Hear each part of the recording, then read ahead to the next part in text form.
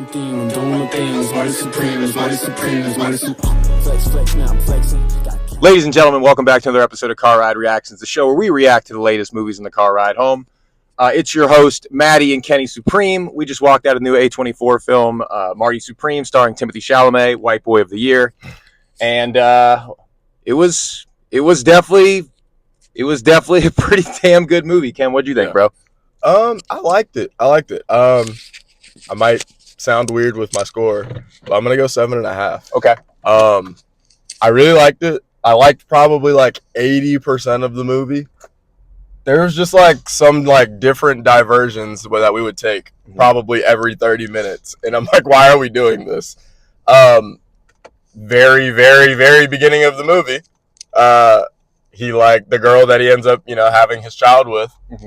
They like have their scene, and then like we have like that was nuts. A weird 30-second showing of how sex happens. Like I didn't get that. Like it had no bearing on the movie. Yeah, that was. I did not understand why we did this. That was like a health class video for like 30 seconds. That was wild. Okay, so like again, like reserve judgment. It was like the first 5 minutes of the movie. So I'm like, all right, maybe there's like gonna be. Maybe that's what we're getting here is like something like that, and like it made more sense when you found out like that he got her pregnant. Yeah, at first it was very like what the hell? For sure. I guess more of what I mean is like if this is like the type of thing that we're doing throughout the movie, that we're gonna have serious scenes, and then we're gonna divert to like something like random. So like I guess in that sense it was, consistent because it went through that multiple times. Yeah. I just didn't really care for some of those diversions. Yeah, we had like 3 of those where we're pretty like, that was weird. Yeah. Same with like, just like, honestly, it's an entire side story. Why did we have the whole thing with the dog?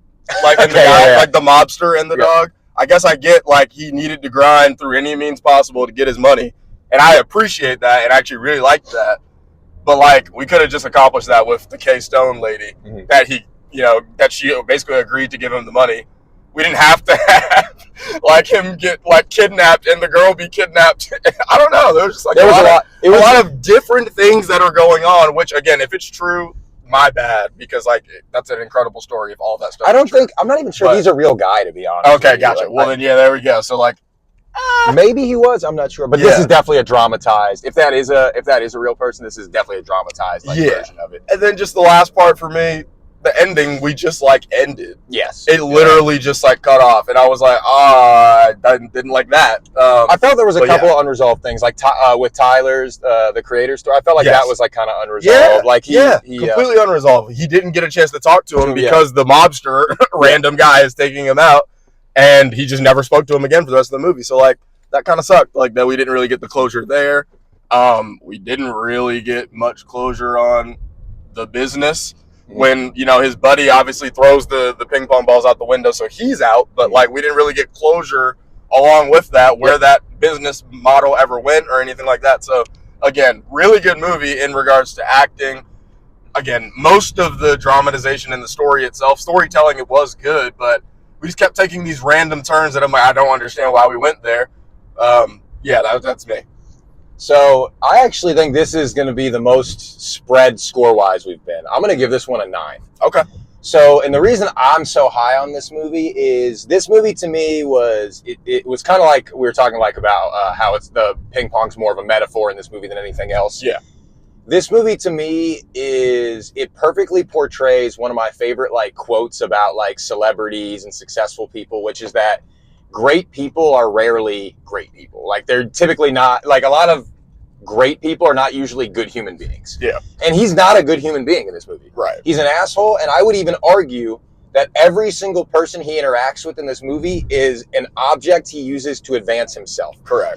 He does, I won't say he doesn't care about those people, but everything he does is so solely focused on getting him to the next step of what he needs to do. Yeah, he's a narcissist at the end of the day. Exactly. So to your point about the dog story, like why do we go on a side tangent? To me, it's like the way I interpreted that was it was a very extreme version of like these are the situations like you put yourselves in when you're like when you're thinking one step at a time, you're only focused on yourself and not how it affects everyone around you and everything. Mm-hmm. Obviously a very cartoonish and extreme version of that. Yeah. But like that's kind of how I interpreted that is like he kept doing these things, screwing these people over, or, you know, even if it wasn't intentionally screwing them over, he was like harming like them or like their cars or like you wasting their time or taking their money or always trying to be like, hey, give me your share of this now and I'll bring you back 10 times as much. Always just trying to kind of like, again, not even screw people over, but like always trying to like look out for himself over everyone else. So to me, it was kind of that kind of story. It was a really cool story about a guy chasing his dreams and doing everything he had to, but like almost to the detriment of like everyone around him. And like if you like, since I was looking at it through that lens, I thought he did such a good job of like telling that story. Like I almost forgot it was about ping pong in like the middle like third of it, because we had like a pretty extended break without it for a while.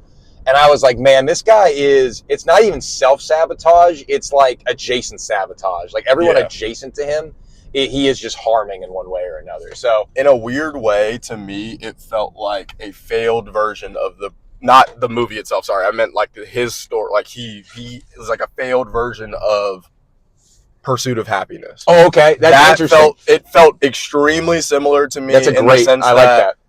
We're both, like you said, chasing our dreams. Literally, no matter what, I'm going to use whatever step possible to get there. The difference here, though, is to your point, in Pursuit of Happiness, my man was a good person. Yes. At the end of the day, he was never going to do things to harm people. He was only doing things to advance himself. Yes, at the end of the day, the motive is still the same, but he was more calculated with it. He was less reckless. And I think with this, maybe that may be why I didn't love it so much, is that he was reckless with people and didn't really care about them. Oh, it was just cringy. Using them as doormats. So again, not to take away from the movie or anything like that, but I guess I did start to kind of look at it from that lens. I was like, this dude's just like kind of bad. He's not a likable guy, and it is like you're supposed to be rooting for him, but I'm not rooting for him because he's also an asshole. So he's not a likable guy at all in that movie. I love the Pursuit of Happiness comparison. You know what when I was watching it, the movie that I was comparing it to in a lot of ways was one battle after another, because it was one thing.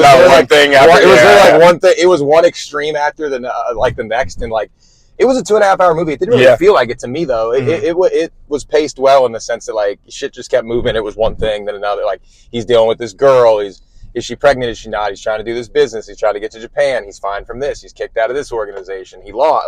There was like so much going on that like I was thinking of like one battle after another, because that movie obviously extremely chaotic, was just a ride of chaos. But I really I liked it a lot. It was I wouldn't put it in it's not going to be my movie of the year.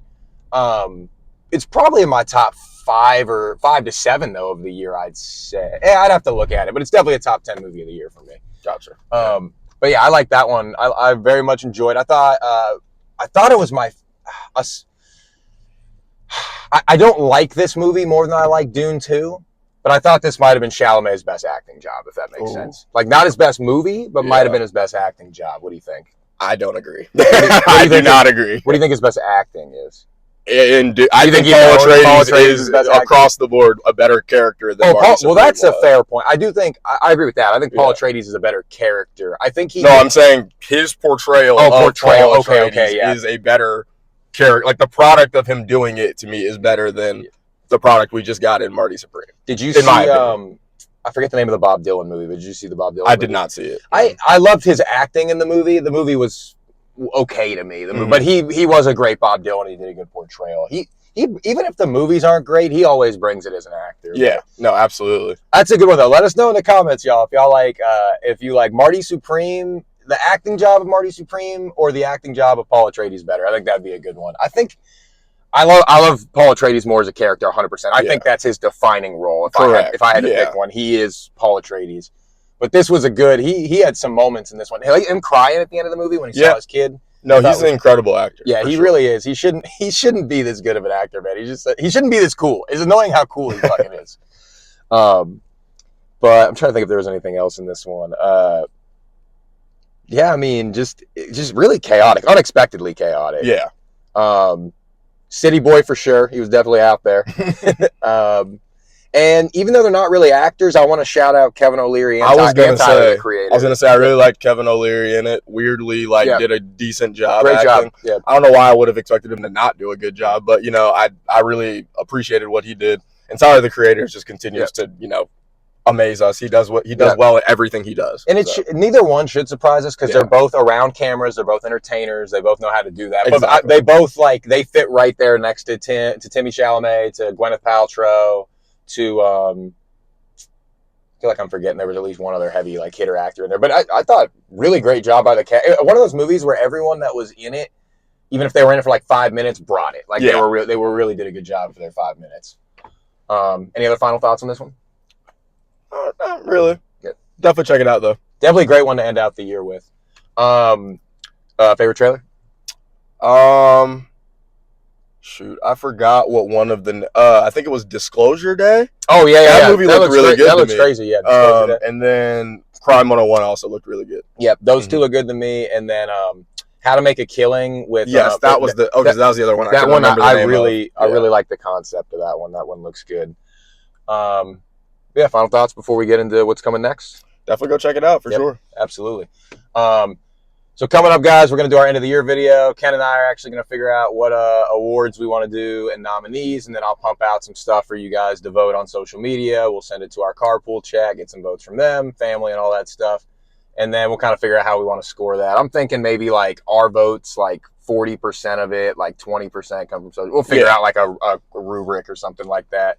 And we'll do a little end of the year show to wrap up 2025. Appreciate y'all following along with this. We started that this year back in February. Yeah. I think we've done over 30-something videos. It's been a lot of fun. So make sure you're following us on YouTube, Instagram, TikTok, and we'll see you in the next one. See y'all later.